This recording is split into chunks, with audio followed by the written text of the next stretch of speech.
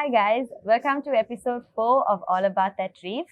Today we are at Loontao, which is also part of Excel Restaurants. It is yet another amazing venue overlooking the ocean, and we are here to talk to you about seashells. So, if I am to introduce this very special guest, Dr. Malik Fernando, he is a retired medical practitioner and has been diving since his teens. He was also one of the founders of the Sri Lanka Sub Aqua Club. He actually started collecting seashells to identify the species living in Sri Lanka. So, how are you today? Thank you, Aindri. I'm fine.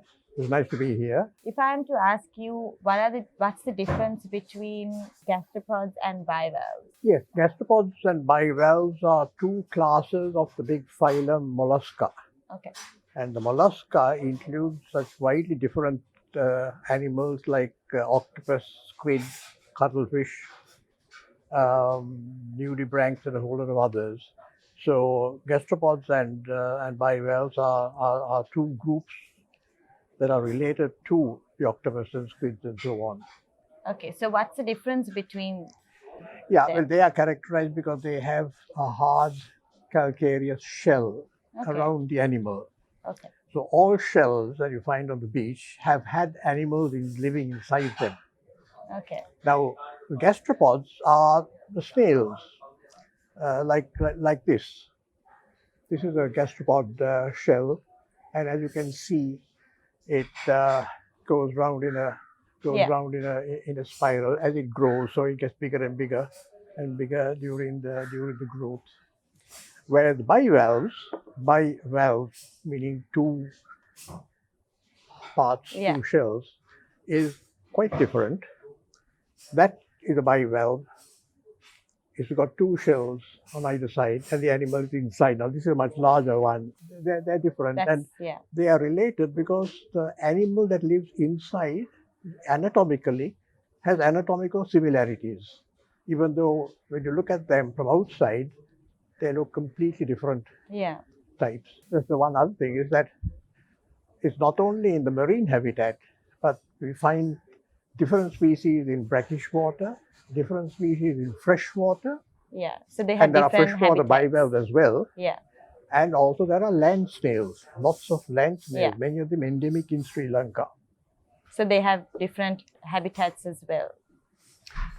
They have they live in? They have different habitats, yes, because these fellows are animals that walk. Okay. On their, they have a foot and they glide around. Whereas the bivalves, some of them, like this one, in life, it's buried in sand up to about there. Okay. And from the bottom end, it puts out little fibers that it attaches to a submerged rock. But we know it's a bivalve because it opens up like that. Okay. And there are others, like this oyster, that is in fact attached to the reef. Yeah.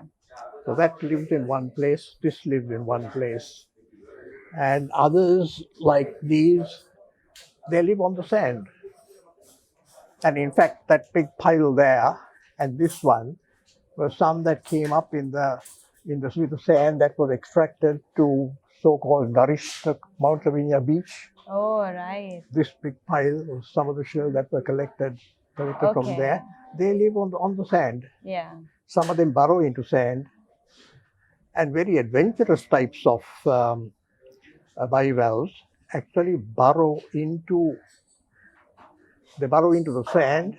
They drill their way into rocks. They drill their way into large shells like this one.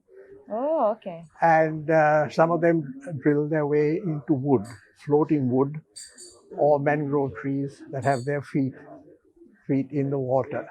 So what are the different kinds of pearl oysters you get? And what's the pearl in the oyster? How is it formed? Okay. We have two species in Sri Lanka, pink tarda margaritifera and pink tarda radiata. And both species are found on our reefs here in Colombo.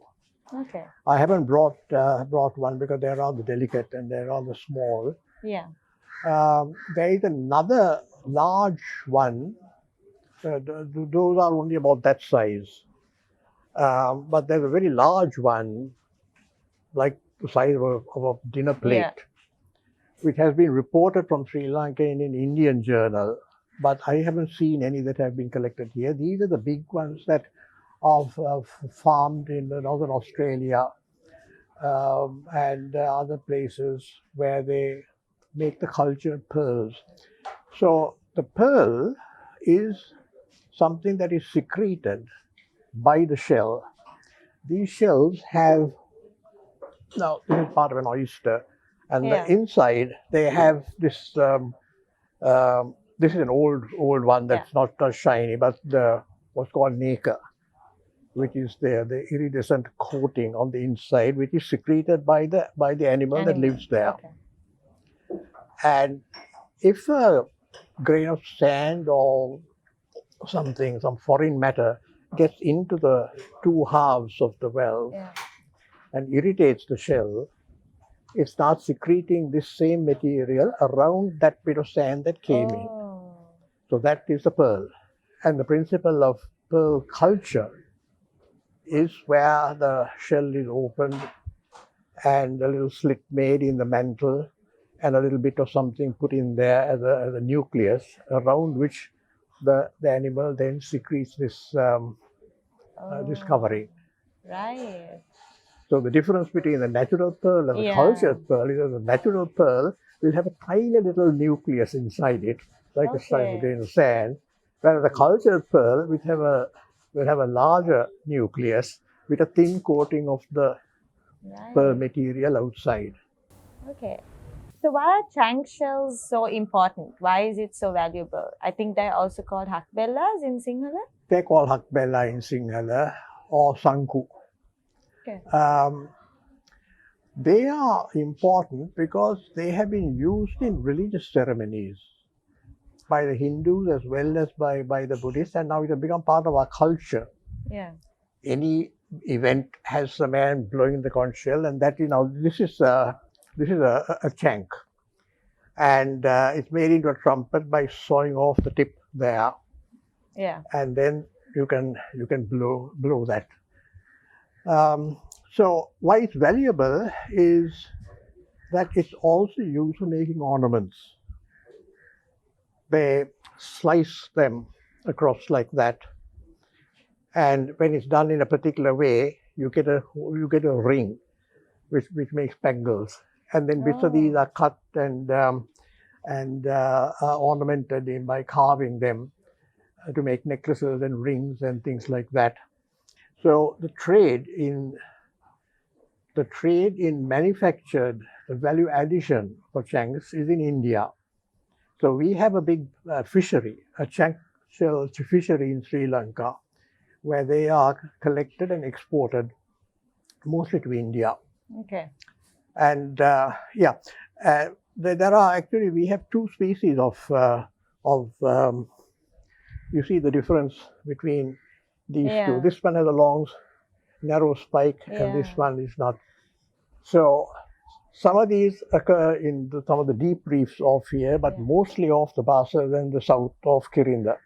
These are the more common ones. Yeah, I've seen those that are seen. Yeah. And these are, that one I think I picked up on the seabed, but this one is from the bottom set fishery, because the taking of small shells is banned for export. Okay. But we have lots of these small ones being collected and then made into ornaments in Sri Lanka. There's this like superstition, or I don't know, there's this story that if the conch shell is concaved in towards from the left hand side, it's luckier, or? That's right. They call it the Valampuri. Okay. But unfortunately, this term Valampuri is now applied to any shell that turns the other way. The other way meaning, now looked at from this side, you see that this goes like that. Yeah. Whereas occasionally, very rarely, this same species turns around the other way.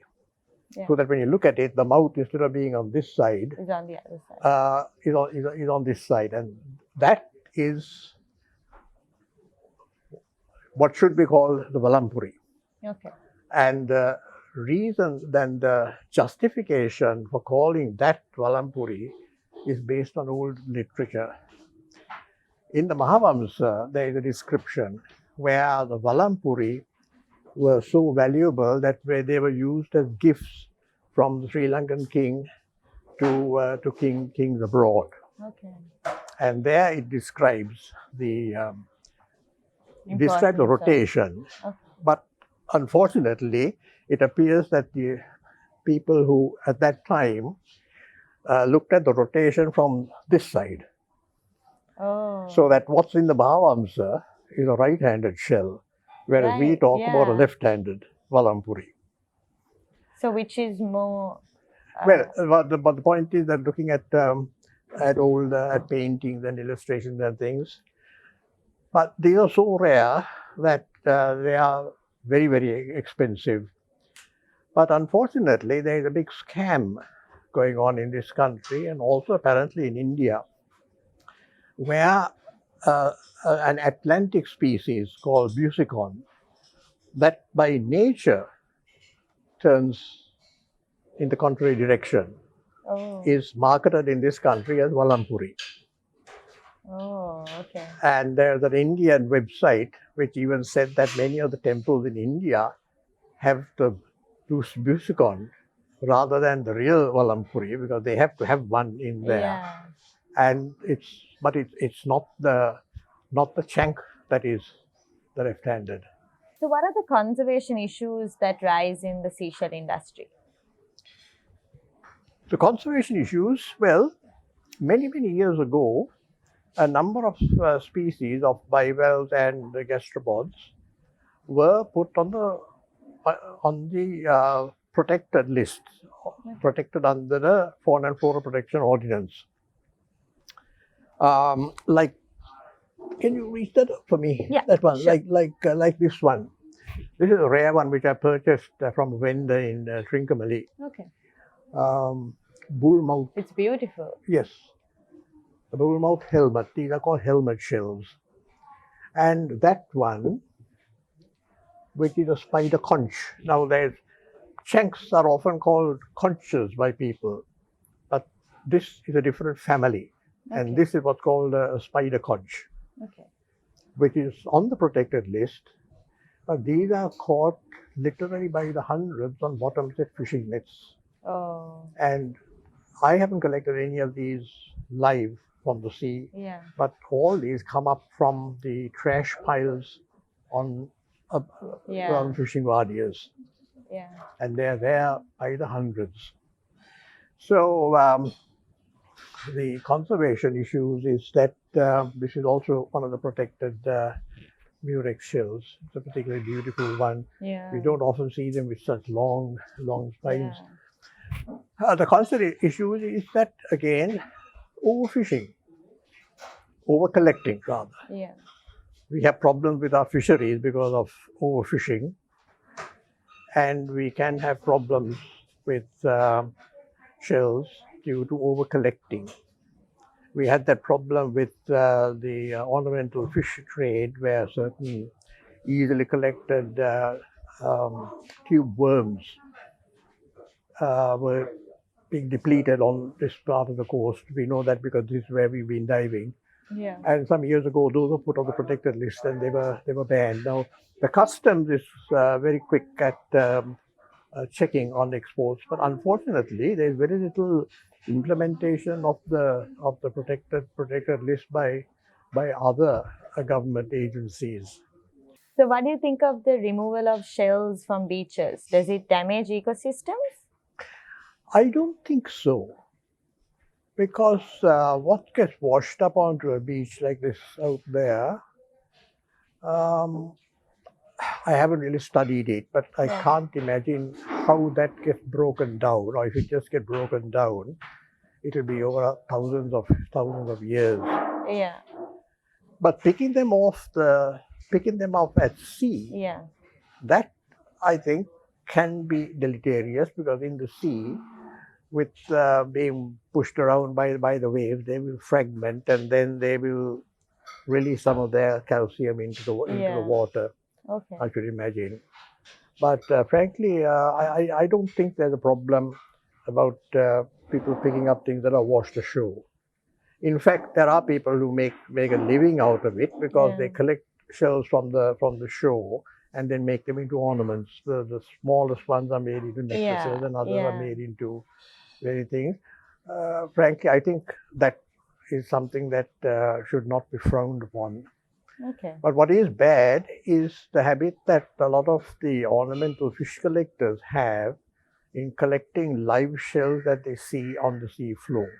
Oh. And then for which they sell them. Right. So that is something that could be done, and periodically the authorities pounce on some of the local shell shops. There is also a big industry in export of shells, and that has been going on for a long, long time. Many of our local species appear on the shell trade sites on the internet, because some shells that we have here are restricted to Sri Lankan waters. They may even be endemic. Oh. Because there are some species, I haven't brought any here, that are restricted to this island. Yes. So you have a huge collection of shells. Tell us a bit about it. Yes.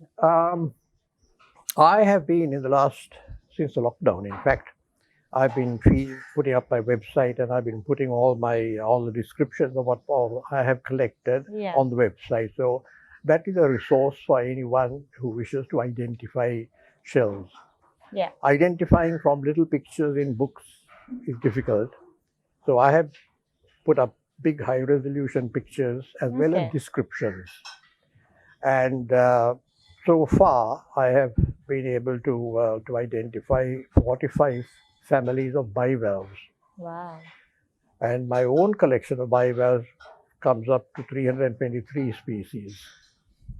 And adding those collected by other people, particularly Mr. Parakramakirtha Singh, who wrote the first book about Sri Lankan shells in 1978, adding his collections, many of which I have not been able to find, the total comes up to 246. But we have more. There are a number that need identification because I'm constantly finding new species. Now these are the gastropods. That's in one family, that's in one family, that's in one family. Okay. And this is in another family. So the families, the final distinction is on the anatomy of the animal that's inside. But many of them have completely different shells. As you can see, their outside is quite different. So there are 73 gastropod families, and my total collection is 364 gastropods. Wow. There are a number still unidentified, lying in boxes and drawers at home. And adding Mr. Kirtha Singh's collection and a few by other people, I have a list of 494. So I have made these two checklists of species. There's a provisional checklist of species for Sri Lanka. And I'm hoping that in years to come, people will add to that. Of course. So that there be some record. And I said, all these photographs, images are there on the website, and it's a free thing. Anyone can access that. And so thank you so much for joining us today. It was very interesting to talk to you. Pleasure. Do you have anything else to say to the community that's very new to this seashell industry? Well, very few people in Sri Lanka have hobbies, who have pastimes. Of course. And this is something that they can do. Yeah. And one thing I can suggest they do is that they find the trash piles of fishing bardiers, particularly where they do bottom set nets for lobsters and other fish, because many of the species that I have collected have been from those trash piles. Yeah. So you don't have to go out and dive and collect them Yeah. from there. There are things, shells that come up on fishing nets that are just thrown away, Of course. which is a very good source Yeah. of shells that one can collect and learn about. Thank you and see you on the next episode.